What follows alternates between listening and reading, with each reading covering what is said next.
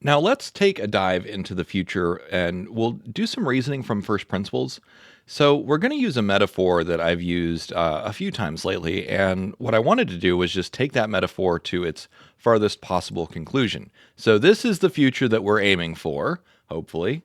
And let's talk about how we get there. So, electricity is one of the best examples that we have of a modern technology. It's something that, if you don't know how electricity works, it is basically magic. In fact, if you take a second to just stop and think, electricity is magic. You have electrons that fly down solid pipes. Like basically, try and explain electricity to a ninth century farmer. Like there's magic little particles that flow down solid metal pipes, and then you can use that to send signals to everyone across the world, and it moves at the speed of light. And you can also move energy from place to place with these little metal pipes, and not just a little bit of energy, enough energy to like blow stuff up and build stuff. That's magic.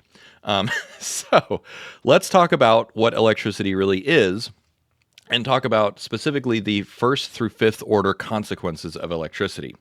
So, a first order consequence of electricity is the light bulb. Basically, you have a power source, you short it out, you have light and heat. That doesn't require a whole lot of extra effort or math or anything else. It's literally a filament. It's basically one part. In fact, the very first light bulbs didn't have bulbs. It was just a copper wire that you would short out. A second order consequence is going to be the telephone and the telegraph. So this is, instead of just sending juice down the signal, you send information, or instead of sending juice down the wire, you send a signal down the wire. There we go. And so there was a little bit of complexity here, but particularly the telegraph was just a button. So it's literally like someone realized, hey, you can hit a button and the light bulb will flash. But what if we instead do a light bulb, we have like a little tone and then the tone will beep. Ah, there you go.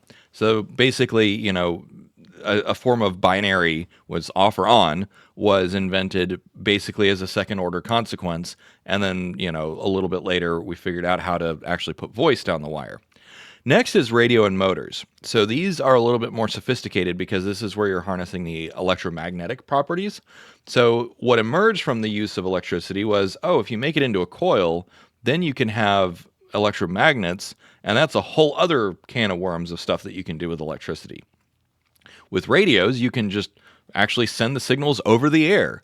They were called the wireless, right, before it was the radio. And then motors, and I don't mean like, a car engine motor. I mean like an electric motor, like what powers a Tesla. That is what I would call a third order consequence of the invention of electricity.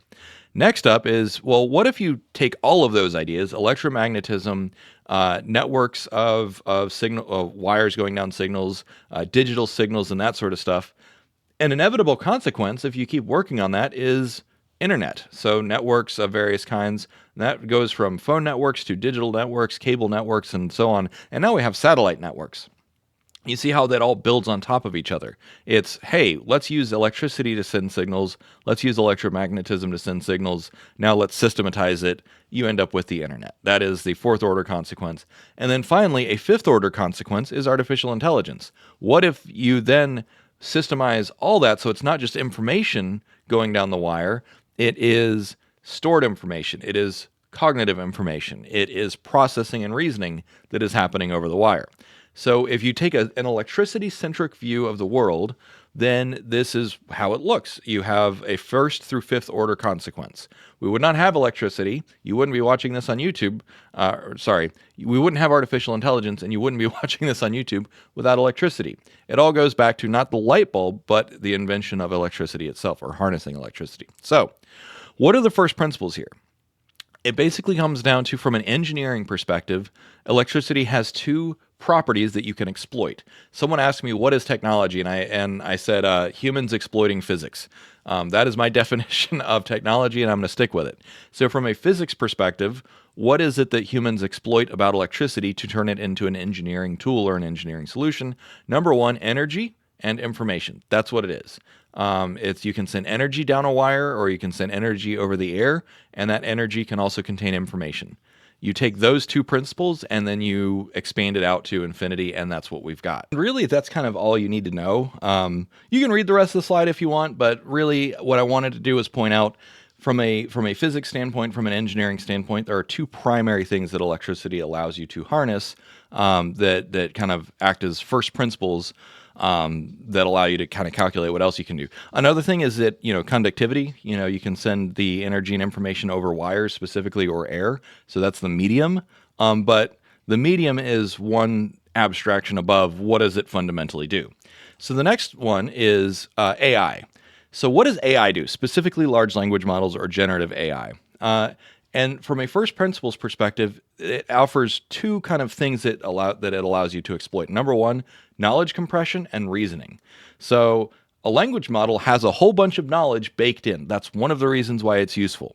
And then the other thing that it does is it reasons. It can reason through code or translations or emotions or whatever. So at a very core level, knowledge and reasoning, which is like, that's pretty cool, because electricity is energy and information, but now we have another level of abstraction above that, knowledge and reasoning. So with all that being said, it's pretty straightforward from here.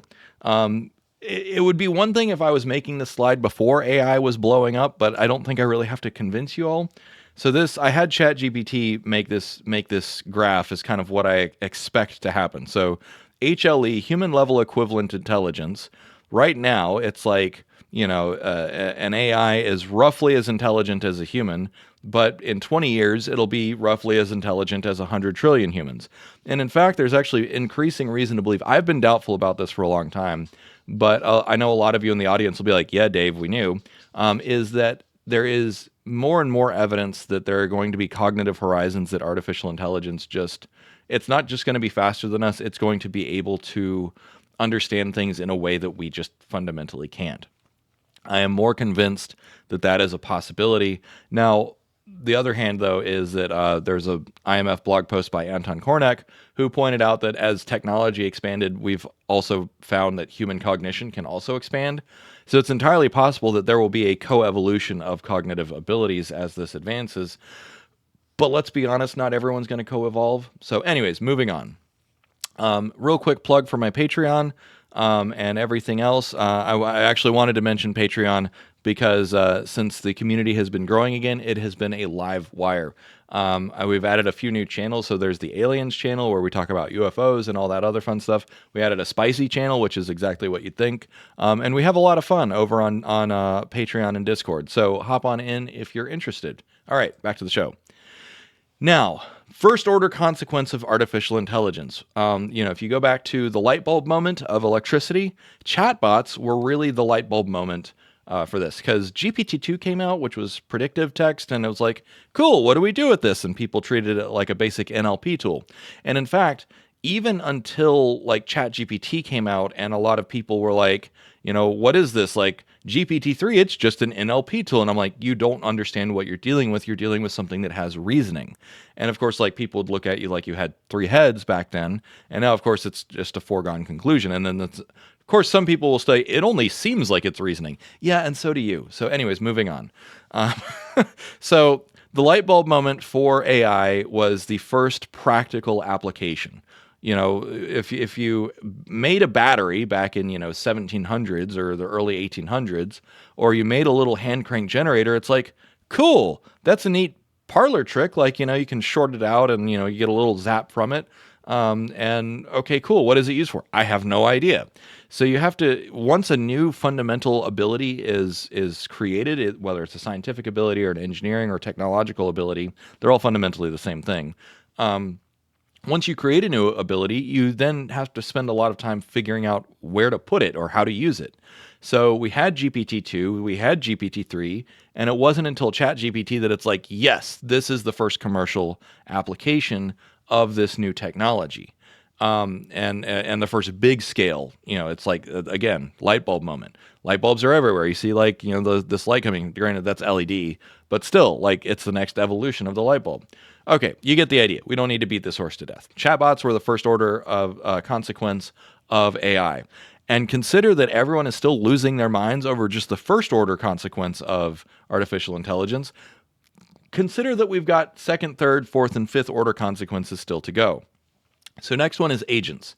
Agents are what people are working on today. So basically take that chatbot ability where it's like, hey, I can think, I can reason, I can plan, I can solve problems, I can write code, and I can call APIs. Then you add autonomy. That's what an agent is. So an agent is just saying, all right, cool. You have all these abilities. You have this nuclear engine of knowledge and reasoning. So how do we harness that? Because think of it this way: if you just take someone's brain out and put it in a jar, it doesn't do anything. A brain on its own is kind of useless. It's just 3 pounds of cholesterol. It needs the rest of the body. So agents in the forms of fully cyberspace agents, and then soon robots. So you take an agent and put it in a robot body. That's the rest of the organism. Now there's cognitive architectures. So that's basically memory, sensory abilities, ability to act on the world. So input and output doesn't have to be physical. So for you and me, input comes in the form of eyes, ears, touch, those sorts of things. So that's the input that we get from the world around us. And of course, that's a general purpose interface because you can look at a screen, you can look at a person, you can look at nature, you can hear, a phone, you can hear, so the human API is our 5 senses, and then our 2 hands and our voice is most of our output, at least in terms of economically and technologically salient output. There's body language and other sorts of things that are also outputs. Anyways, my point there is that that's what we're doing right now. From a first principles perspective, we are giving that LLM brain eyes and hands, right? You got to have some way of getting input and then some kind of processing loop and then some kind of output. That is the most fundamental model of robotics. And in fact, I probably should have put a model of it here. It's input, processing, output. That's the 3 steps of having any kind of level of autonomy. That's the model of robotics. That's the model of cognitive architectures and so on. That's going to be the model of agents, where there's an input, processing, and output loop. But this is still just the second order of consequences. Consider that AI agents alone could probably disrupt 10 to 50% of the global economy. Then you add, robots that are coming down the line, and that's the rest of the economy. Just at the second order of consequences of artificial intelligence, you're already finding that it's going to completely upend the way that we do things, just in the same way that electricity, by the way, upended literally how we do everything. So next is networks. So in the same way that electricity eventually yielded networks, just take it one step further. Say, okay, we have chatbots, and then we make the chatbots slightly autonomous, but then we add the equivalent of a phone network or a cable network or whatever, so that then all the AIs are talking to each other, all the robots are talking to each other, and then you have a whole ecosystem, a whole lot of other infrastructure that allows for them to just do stuff without any human intervention. There's going to be more emergent kind of ways that this manifests, but an example could be autonomous organizations, fully digital economies, and those sorts of things. And of course, it's harder to predict 3rd, 4th, and 5th order consequences until it's built. But you just take that graph and you just extend it. Say, okay, what is increasing? And what is increasing over time is the level of saturation that artificial intelligence has, and the amount of autonomy that it has. So more saturation, more autonomy, more intelligence and reasoning and knowledge.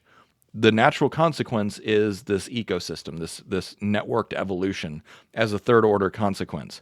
By the time we get here, it's already going to be a different world, in the same way that if you just deleted electricity from the world, like imagine how much harder life would be without electricity. By the time we get to the 3rd order consequence of artificial intelligence, you will not be able to imagine life without AI. That's kind of one of the big deciding points is, 1st order consequence, you could do with or without light bulbs of, talking about electricity. You still had candles, you still had fireplaces. Sure, light bulbs were slightly more convenient, but they were more or less did the same thing. 2nd order consequence of electricity being, telegraph, that was a game changer, but it was still pretty narrow. In terms of what it was able to do. You could still live without it, and in fact, most people did. Most people still sent letters via horse and train. But then, once you get to the 3rd and 4th and 5th order consequence, once you get radios and motors, then you're starting to be completely dependent upon this new technology. Likewise, for the 1st order consequence, we could live without chatbots. I mean, my life is substantially better with chatbots. I would definitely Like that would be a huge loss to me if chatbots just cease to exist. Likewise, once we build in agents, there's going to be a lot of people that are like, man, we could still go back to the old way of doing things. We could delete agents. But once you get to the third order consequence of a new technology, usually that's the point of no return. That is saying, okay, it has reached a level of saturation in the market, in the world, in the way that we do things, that you really can't imagine life without it anymore. And next is the fourth order consequence. So this is you take AI and what is the internet, right? So remember that the internet was the fourth order consequence of electricity. You really could not live without the internet today. Governments depend on it, businesses depend on it, we all depend on the internet. Whenever the internet goes out, it's like, what do I do with my life? You feel paralyzed, right? And so then the AI equivalent of the internet is going to be what is being called the exocortex. I don't know if it was Andrej Karpathy who coined the term, but certainly he's the one that like popularized it. It was a tweet that he made mid to late last year. And I'm like, yes, that is exactly the term of what we're building. So a way to think of like, what is the exocortex? The exocortex is internet plus AI is a global operating system for the planet. Basically, think of if you compare the planet Earth to a brain, that's what we're building. And AI is giving this global brain reasoning. Because right now it's just a global nervous system. The internet is just the nervous system, so we can send information, but it has the intelligence of an amoeba. It just wants to consume more attention, and it's very cancerous in the way that it spreads and grows, and hate and war and misinformation, all of that spreads. So AI is going to be a stabilizing layer on top of the internet. It already is. Anytime I see hyperbolic news, the first thing I do is either go to Grok or go to Perplexity and say, can you fact check this news for me? And guess what? The news is never as bad as people make it out to be. It's like, so-and-so is going to destroy the world and so-and-so is going to destroy the climate. And you plug it in and it's like, is it really that bad? No, it's never actually that bad.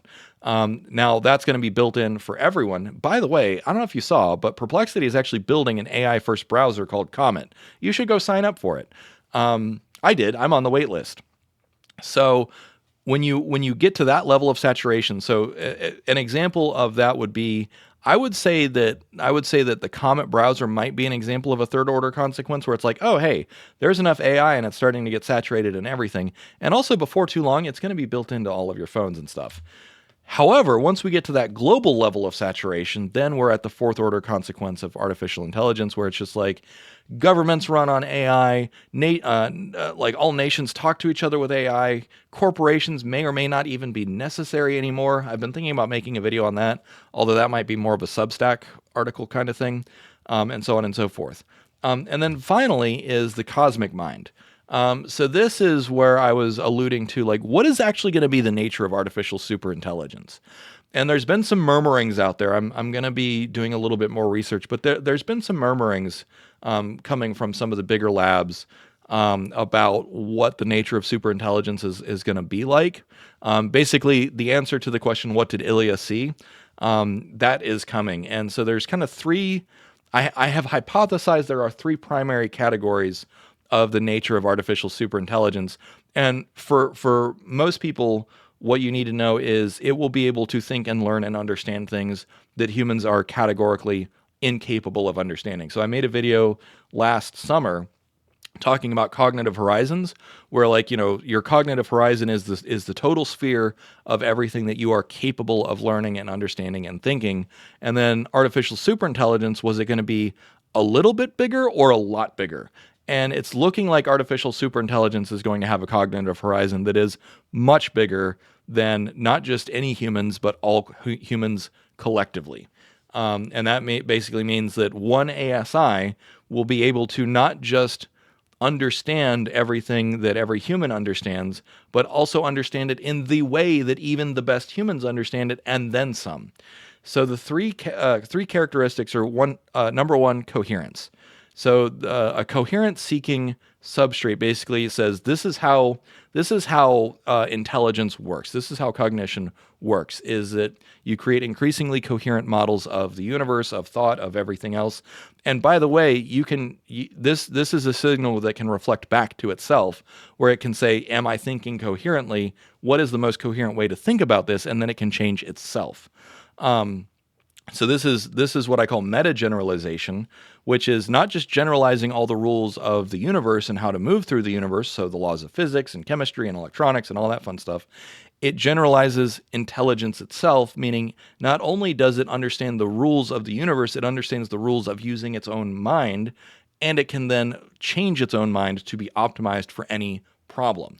This is why I now believe that artificial superintelligence will supersede anything that any biological substrate can possibly achieve.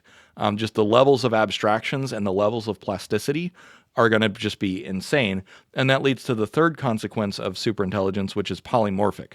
So it's polymorphic in that it's going to be able to have, or maybe already does, if some of the leaks are to be believed, it's going to have the ability to model any cognitive scaffolding or any cognitive framework in real time within its own mind, meaning it's like, I need to understand the world from an octopus's perspective. Cool, let me just simulate an octopus brain inside of my own brain, which, by the way, humans can do that just to a very low degree. Like, if you look at a dog and you know what your dog is thinking, that's because theory of mind. You're able to model another mind in your mind. That is fundamentally what ASI will be able to do, but it will be able to do it with literally all minds and do it to a very, very high fidelity. And not only can it model any mind, it says, like, it's basically like the Fae. Like, if you're into fantasy, like, oh, hey, I want that ability. It's like Ditto or whatever. It's just like, I'm just going to take everything from everyone that works. It's kind of like the Borg. Not really. It's not what I'm trying to say. Anyways, I'm rambling now. It will be truly alien, though, in terms of what can it do and what can't it do and how it does these things. I am more confident that is probably how it's going to play out. Now, this is going to be a little bit different from people 20 years ago on Less Wrong saying this is how it's going to be just because they use their imagination. I too have read sci-fi. I write sci-fi, but we're actually getting to the point where we understand mathematically what this looks like. So that's it, and thanks for watching.